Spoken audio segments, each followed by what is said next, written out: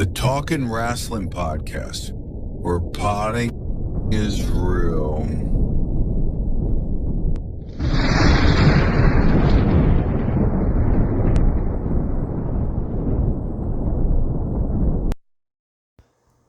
It's Talkin Wrasslin. It's wrestling talk. We can't say that, actually. That'd be copyright, actually. Shout out to Wrestle Talk. It's Talkin Wrasslin. I'm Dylan. Yeah? And that's Lyssie. That was your grandiose entrance? Yep, that's Lyssie. That was your introduction to the pod? Yep. Was that? And that's Lyssie. This is Lyssie. And that's Lita. That's Lita. Yeah. AJ Styles versus Dusty Rhodes is on our TV. Are you gonna start screaming during this episode again? Probably not. I think she's embarrassed. Anyway. I just want to get it out of the way really quick. The DMV, fucking stupid. Real IDs, fucking stupid. Anyway, today on Talkin Wrasslin, we're gonna talk a little bit of wrestling news. We're gonna talk about a little bit of SmackDown. We're gonna talk about WWE's trip to Saudi Arabia, and then we're gonna talk about something really fucking cool, and that is the NWA. Not the band, not the rap group, the wrestling promotion, National Wrestling Alliance, the Great American Bash 1985. We are recording this on July 1st. It's actually Blink-182 Day, fun fact. And also tomorrow, July 2nd, fun fact, I'm gonna make everyone feel old. I guess it's like we're hitting the midpoint of the world or whatever it was, and we are now officially closer to 2050 than we are 2000. Yeah. Yeah. And then my wrestler of the week. Anyway, let's see, how was your week? I really hated that news. Mm-hmm. That was awful information. Can you believe that this is the last podcast that we'll be doing with me being the age of 24? Because the next podcast I'll be 25. Well, it depends on when we actually record it. Yeah. Because I mean, 4th of July is coming up and stuff, so yeah. there might be like a break. Might be delayed. Obviously, this podcast is delayed. The reason this podcast is delayed is because somebody, me, I was going to say, I didn't do anything. Started my new job today. I'm still, for the rest of the week, I'm still working at Starbucks. This podcast, we're recording this on Tuesday. I'm probably going to end up uploading it later Wednesday.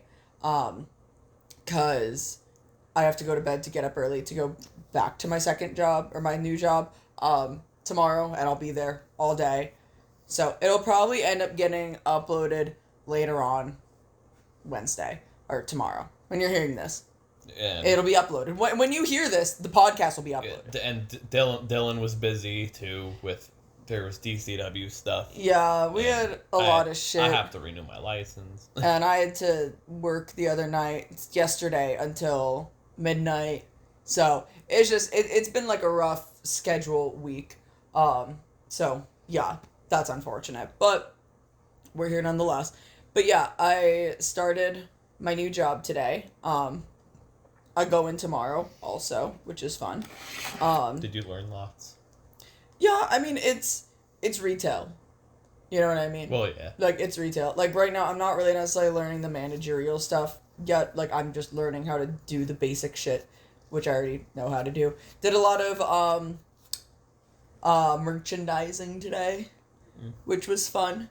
So yeah, I'm so fucking broke. It's actually fucking insane. I have literally, no money to my name. Aside from maybe a singular dollar in my account because Dylan gave me money for food today because I forgot lunch. Hell yeah. I'm so fucking broke right now. So hopefully I can get all my bills paid by next week and everything will be fine. Yay. And dandy again. That's something that really sucks about, going into... I mean, this paycheck to begin with was just terrible to begin with. My whole paycheck went to pay rent. That is what it is. I would have been broke regardless. But that's the one thing that sucks about starting a new job is, getting back onto like what's the word I'm looking for? A schedule with like your payments and everything, because like you have to, sometimes you might have to wait the 2 weeks and you get the full paycheck, or you might get like half of a paycheck because you might only be getting paid for 1 week depending on the pay periods. Yeah. So it's like kind of annoying. But I will still be getting like my paycheck from Starbucks and whatnot, and then like this paycheck from this job. So is what it is. You know what I mean? But I mean, I like it, you know, it's retail. I'm used to it. My coworkers seem pretty cool. They seem really nice. So that's nifty. Yeah, there's not really too much to say about it. It was fun. So the shift flew by from working 10:30 to 8:30, which I thought it was 10:30 to 10:30. I don't know why the fuck I thought it was 10:30 to 10:30. I really don't know why I thought that, but no, it was 10:30 to 8:30. So yeah, nice little 10-hour shift. I have to go back and do it again tomorrow, but I have to get up earlier because I have to go get my tips from Starbucks and hope to God they're enough to pay my loan, because if they're not, then I'm going to need to ask Dylan for help. And I'm also going to need to ask Dylan for gas money. And I'm also going to need to ask Dylan maybe to help with my doctor's appointment next week if my tips aren't enough to pay for my doctor's appointment next week. So it's really fucking cool right now, actually. It's like really one of the coolest fucking moments of my life is these next 2 weeks. Hell yeah. Super fucking awesome. But yeah, so aside from that, I mean, life's been life, been working a lot. I really don't think I have too much more of... Oh, I guess the only other thing I really can talk about is the testosterone is working, because I went to go get blood work. My bruise on my arm is finally starting to go away, but it still hurts a little bit if I like stretch my arm out a little too much, because blood work fucking sucks. And the testosterone is working, and it is not murdering me with my red blood cell count. So far so good for the first like 2 months into it. I guess 2 months. I got 3 prescriptions, but I think it's technically 2 months for how much it gets used. But nonetheless, yeah, because this would be my 3rd month of using it. So yeah. Anyway, yeah, I really want to switch too. How was your week, Dylan? I'm high as hell. I have to wake up early tomorrow to get my license renewed because the DMV is fucking stupid. Real IDs are stupid. There's too many people in the fucking world. There's too many stupid people in the fucking world. I hate people. Work sucks, I know. You'll be at my show. Watching, waiting, commiserating. Anyway. We recorded Out for Blood 3, DCW Out for Blood 3, Sangre por Sangre this past weekend. Juggalo Jesus is banged up. I'm on commentary. That'll be out soon, eventually. Got a few more add-ins that we gotta put into the show in the editing, and then it will be out and stuff. The card had to get changed around because Dabbing J doesn't know how to call off from work, and Noah Maverick's the new Corey Graves. Yeah, you know what I did today, Dabbing J Rollins? I put in all of my time off that I need. Literally all of it. Which, like, I told, when I had my interview, I told my district manager what the days off were, but obviously I need to input it into the system. I inputted all of it. I have days requested off for October. And I just, like, did it. Do you know how easy that is? I'm sure you have some sort of app or system. People in backyard wrestling don't understand that at all, though. How to take off from work. That's always been a fucking thing of like just ask. I've worked. This is gonna sound bad, but I've worked a few jobs. Like, I haven't just had one job. I've had a few jobs, all in different fields. Each job, it's literally just, hey, ask, call, or, like, here's, like, the app or whatever. Yeah, no. Like, I never had a job where it's like, I can't take off. It's like, yes, you can. Especially the job you work, Jay. Like, it's not like you're a fucking... Well, no, he just forgot. Well, yeah, he's a fucking idiot. But here's the thing, right? Like, I don't know. You have months in advance. Like, it's not like you're being... Jay, I'm gonna shit talk you. If you're listening to this, I'm shit talking you. You can fight me about it.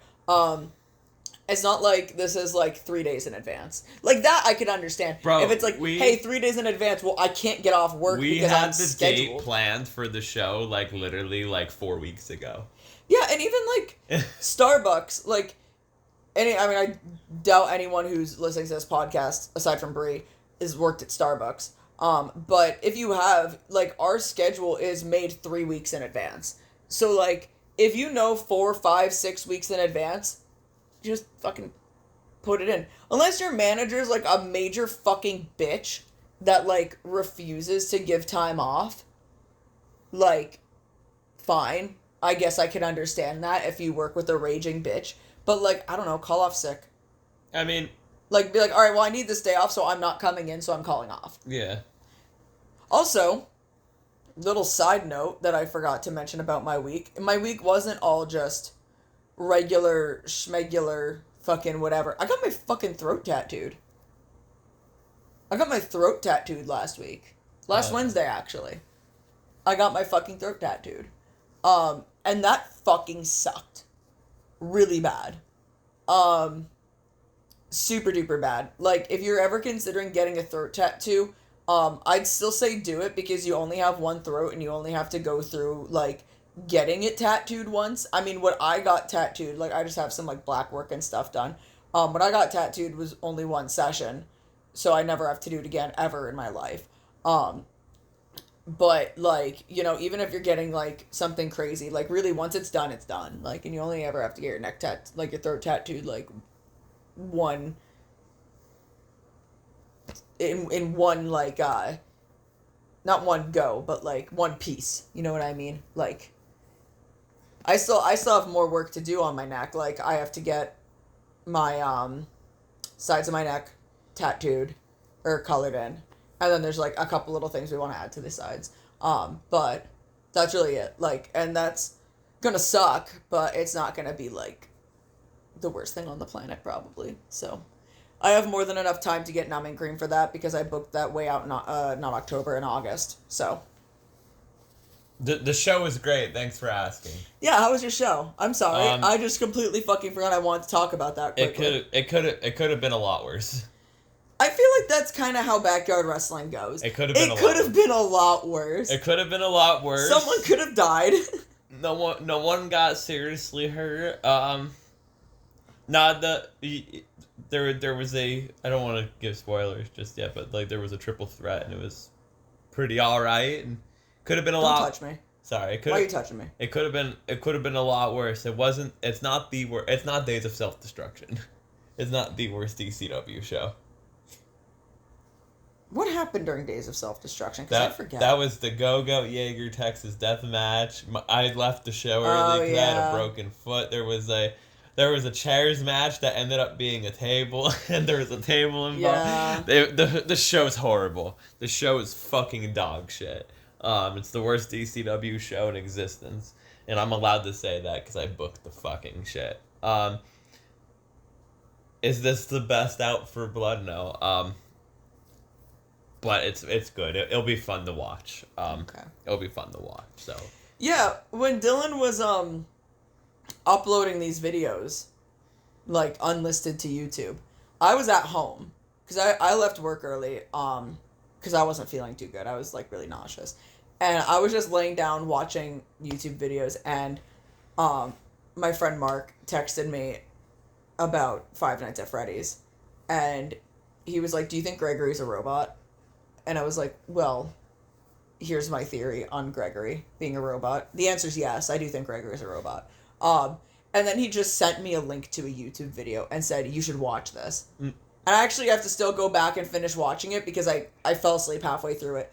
But I was typing it in on the PlayStation because I was like, all right, I'm going to watch it on TV because I was watching YouTube on TV.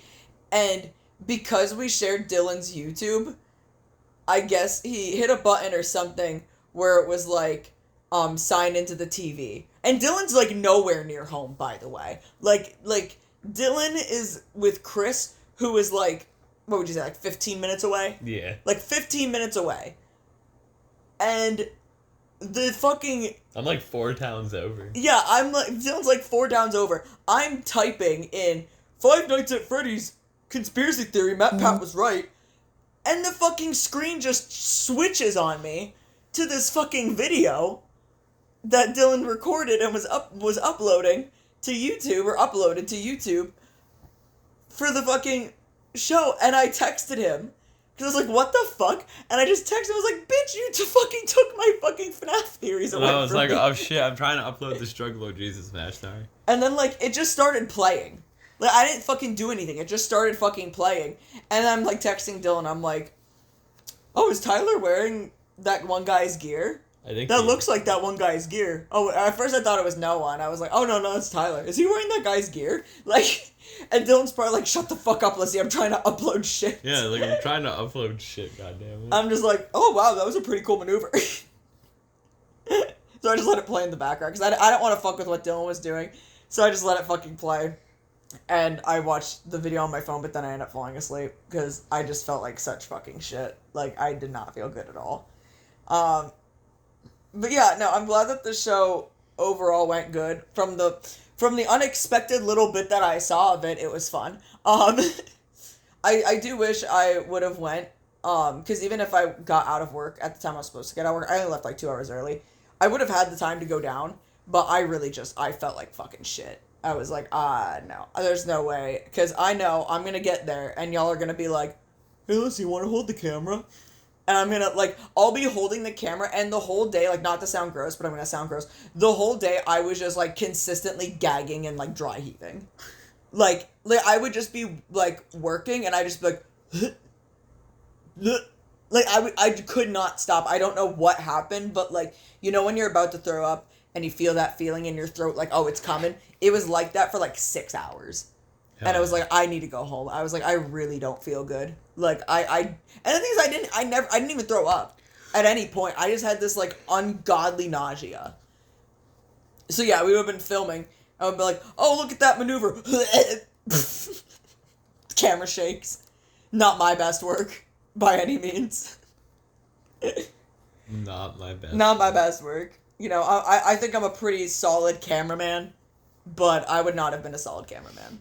I wouldn't have even been a solid fan. I would have just been sitting there like, oh, wow, that was really good.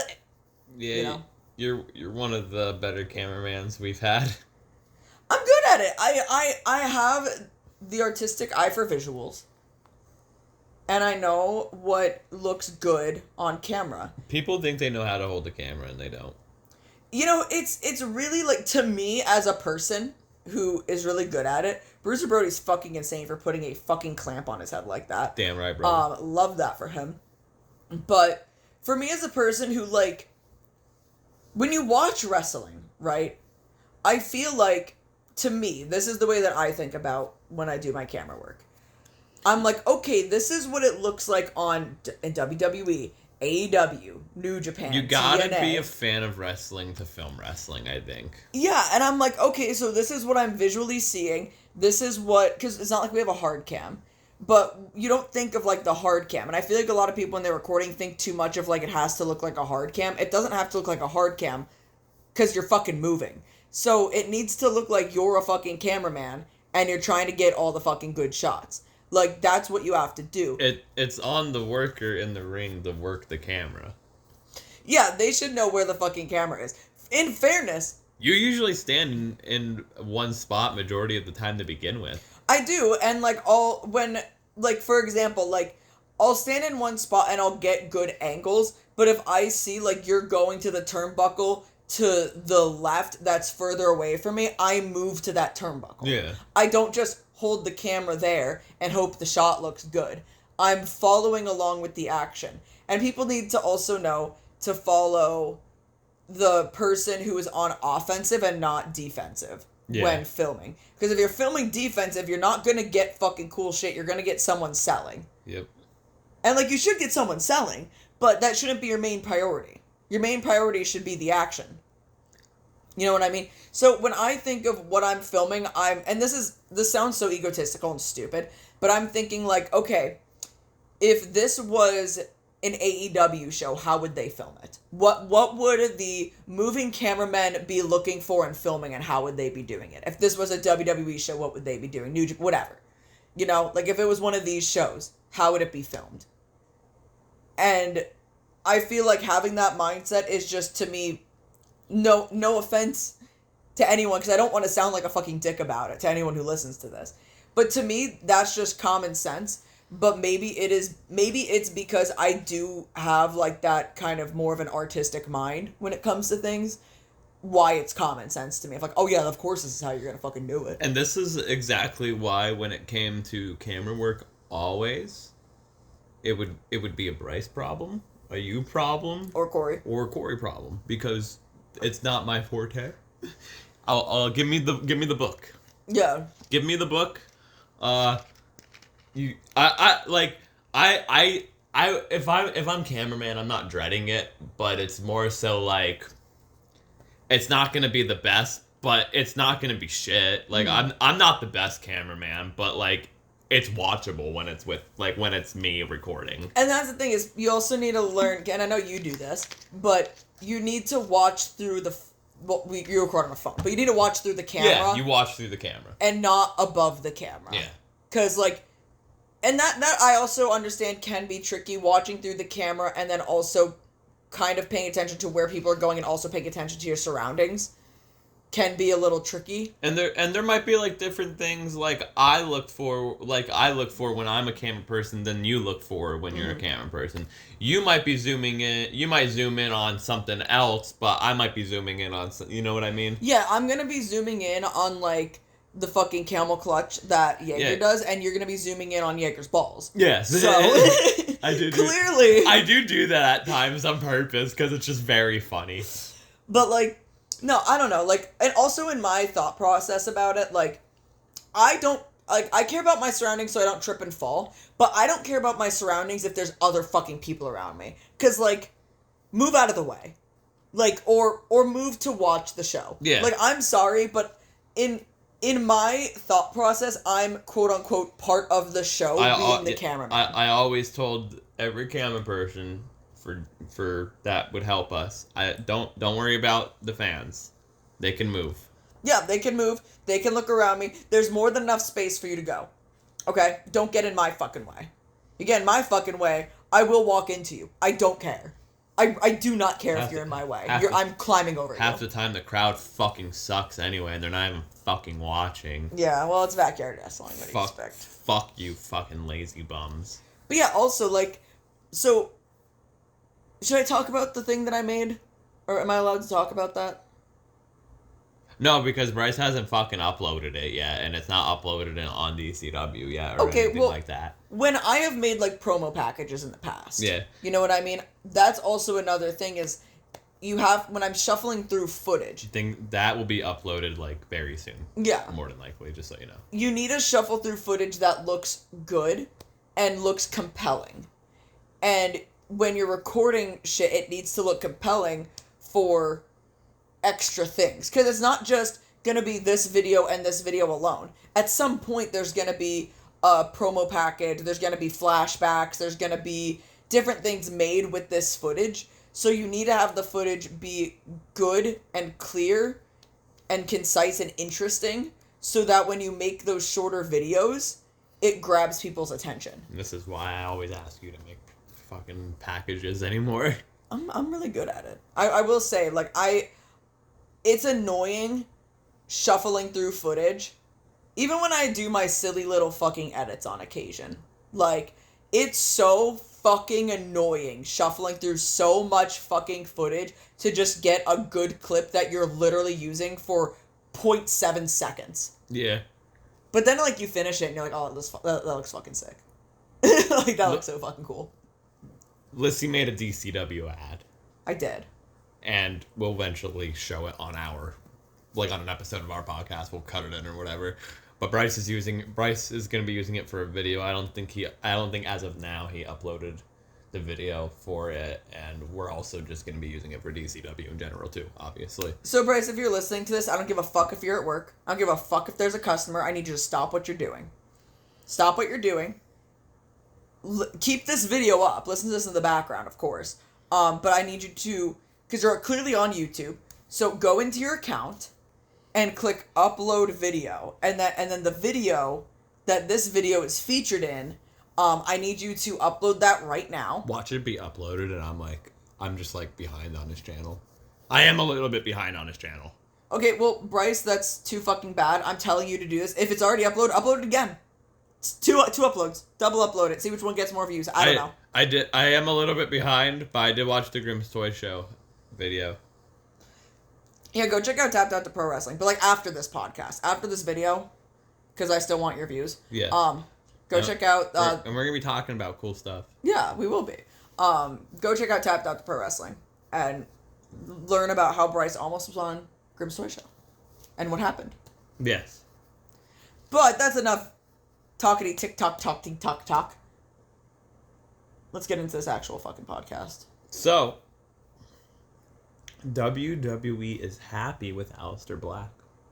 As they fucking should be. Why wouldn't you be? He's like the perfect fucking wrestler. From PW Insider, there has been a lot of praise and talk surrounding Aleister Black in creative WWE circles. According to some of the same sources who said that Damian Priest was earmarked to be elevated to upper card years ago, there has been a lot of discussion within creative management wanting to raise Black's profile going forward on SmackDown. This is why Black has been interacting with many personalities in recent weeks, and the plan is to move Black upwards, as the company has been happy with both his work in the ring and his merchandise sales thus far. Yeah, because he's got a fucking sick look. He's got a... No offense, I don't mean this to be weird, but, like, he's got a killer fucking body, dude. Like, he is shredded. He looks great. He's got a cool fucking gimmick. Even if it's, like, I don't even know if it's a gimmick. He's cool as fuck. He's crazy good in the fucking ring. He's crazy good in fucking promos. And he's really fucking smart when it comes to out-of-the-box thinking. Like, fucking creatively. He's, like, the whole fucking package that you could fucking want. So, yeah. That's literally all I fucking wanted from Aleister going to WWE and Malachi being in AEW. Like, I just want him to be treated well. I want his creative mind to roam free. And I want him to get recognition that he fucking deserves. And while I feel like AEW could have definitely done a lot more with him, I feel like they did still give him a solid spotlight. But he deserved more, frankly. And I'm hoping that WWE gives him a solid fucking spotlight. Strap him up, boys. I've seen enough. He's gonna dethrone John Cena. Spoiler. Whoops. Yeah? Oh, well. Okay. Oh, darn. Like, people weren't gonna guess it anyway. Anyway, yeah. I kind of figured under Triple H, Aleister Black would be in good hands. And I was right. I'm still skeptical about Triple H until I fully see definitive proof. I need him to win the belt right now. So until then, I think Triple H has fumbled him. Yeah. Personally. Yep. Okay. Anyway, moving on. So WWE went to Saudi Arabia. We're going to be covering Night of Champions in a minute here. But there was a video going around of, like, it was a video of Punk and Orton walking. And the kid ran up to CM Punk, and it looks like Punk pushed the kid, which is just very funny in general. But it was a security guard. But obviously, that gained a lot of fucking traction on Twitter. And then later on, Punk apologized for his tweets that he said years ago about blood money, camel dick to the Miz. And Dave Meltzer is reporting that all of this was planted.